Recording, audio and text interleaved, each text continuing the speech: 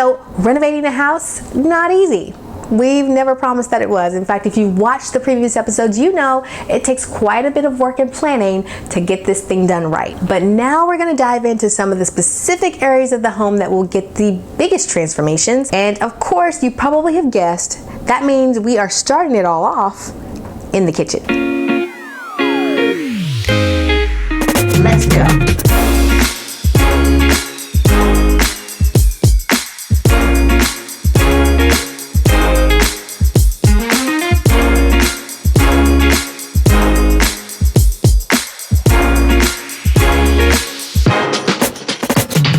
So I don't think there's anybody happier at this point in our renovation process than Reggie. I'm most afraid of this project costing so much money that we'll have to sell it, our current house, and live in a tent. My dad says, don't get all up excited because we might not have enough money to afford all this stuff.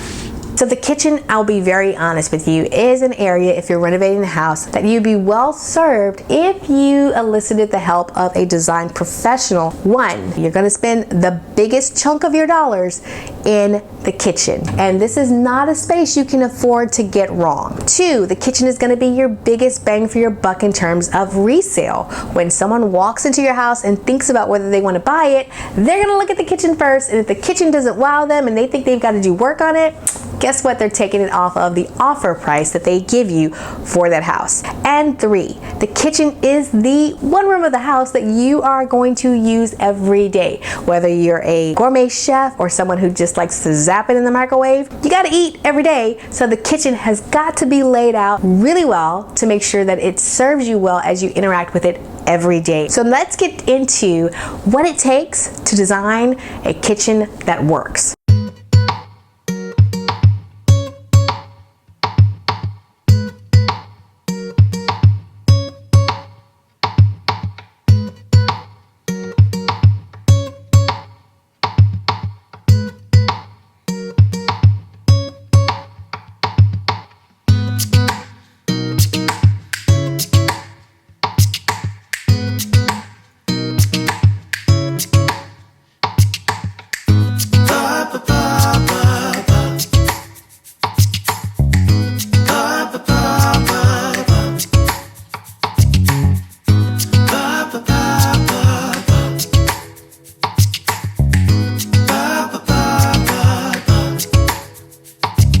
The best cook in our family is my Sugar. Sugar is our grandma. She's the best cook in the world. She makes the best food ever. We should design the kitchen for our grandmother. When Sugar's not there.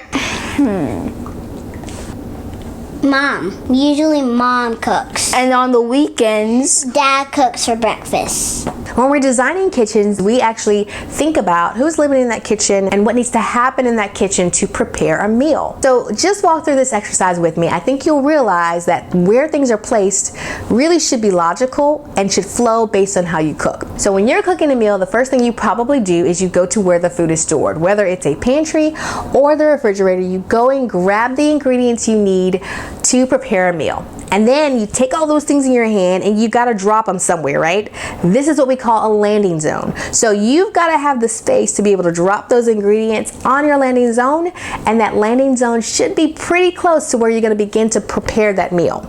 That's why in this kitchen we have a humongous 9-foot island. And let me just say this, 9 feet is way big. Mr. Reg wanted 11. I was like, you have lost your mind. 9 feet is plenty of space for an island. And when you see the pictures of our kitchen, you will agree with me, I am sure. In fact, let me know in the cards right now. Just take a tape measure in your house. Pull out 9 feet. Let me know in the cards whether 9 feet seems like it's a big enough island for the average person who is not a 5-star chef. From the refrigerator and freezer where you're grabbing the items to cook and prep to the island prep zone is about 3 or 4 steps.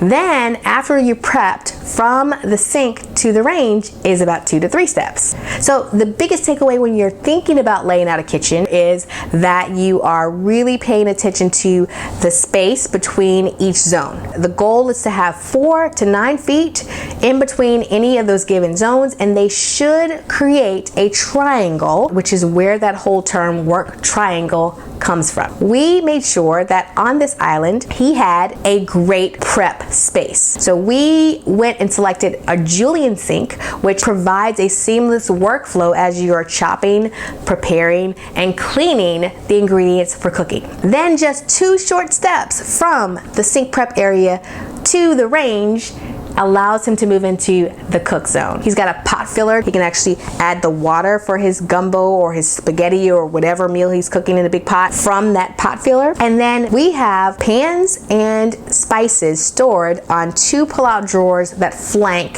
the 48-inch gourmet style range from Perlick, which is an amazing product, and we are one of the first houses in the country to have this. I told you if you stuck with us, you would see some things you've never seen before. The 2 refrigerator columns, which give us that luxurious look, they are not a standard refrigerator. They're actually singular 24-inch columns. One is a freezer, one is a refrigerator, aside from the really critical pieces of the appliances and the sink, because that's really where your kitchen starts. Then we get into the next important thing for a kitchen, which is storage. In this house, we can do no uppers because we have plenty of storage on the lower end and on the island, and we've got a huge pantry servery that we just converted that powder room into. But even with the cabinetry we have on the lower end of this kitchen, there are some things that we did to make sure those spaces were super smart and great components for storage for all the things we need on a daily basis. You'll notice there are a lot of drawers and not a whole lot of doors in this kitchen. That's because drawers actually store more and have more usable space than a typical door front cabinet. Where we're storing pots, pans, and lids, we actually have an adjustable, customizable peg system that allows us to store things neatly. We have the same type of storage in the drawers on the right side of that range that will store our plates and our platters. And then we've got an organizational system on the upper drawer to the right that will store all of our cooking utensils. Every single door and drawer is soft closed because I have lived in a house with kids where we don't have that, and it is not fun. And then if you look over to the island, we have a dedicated ice maker on the island. We've got a dishwasher on the island. And then beneath the sink, you'll see 2 drawers that are actually false fronts. They don't move. And then beneath that, those 4 drawers are actually 2 swing out doors.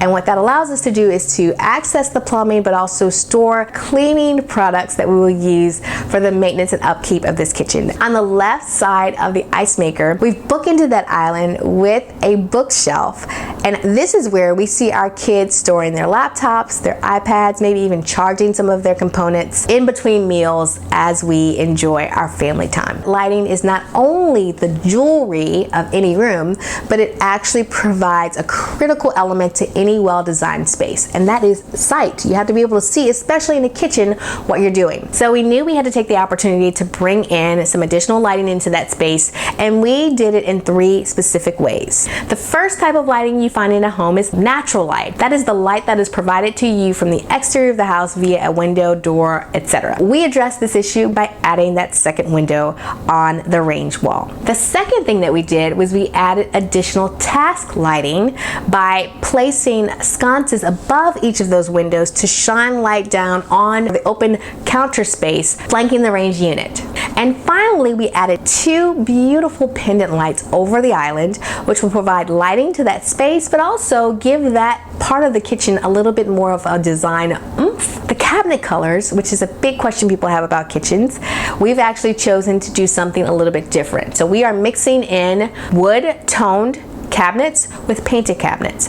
The cabinets on the perimeter wall where the range is will be white oak, and then our island will have painted cabinets, but they will be a nice, beautiful black. For our faucets, we have the amazing Brizo on board. And if you know anything about Brizo, you know that they are the luxury brand of kitchen and bathroom components. Their Litze collection will be on display with 2 articulating faucets on the island and a beautiful pot filler over the range. I can't wait to see this kitchen come together in real life, but just to give you a taste, here's our very own rendering of what this kitchen will look like when it's all said and done.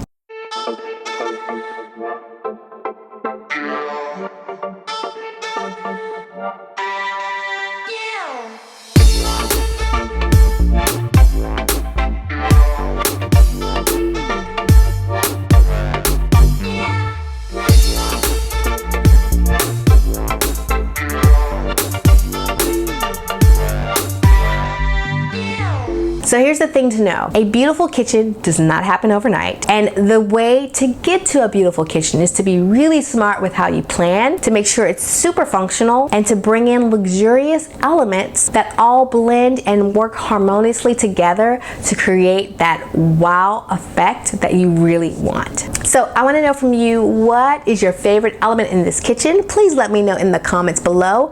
And please go ahead, like, comment, subscribe, and share this video with all of your friends and family.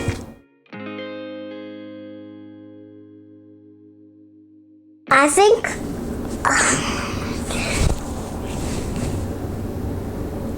what was the question?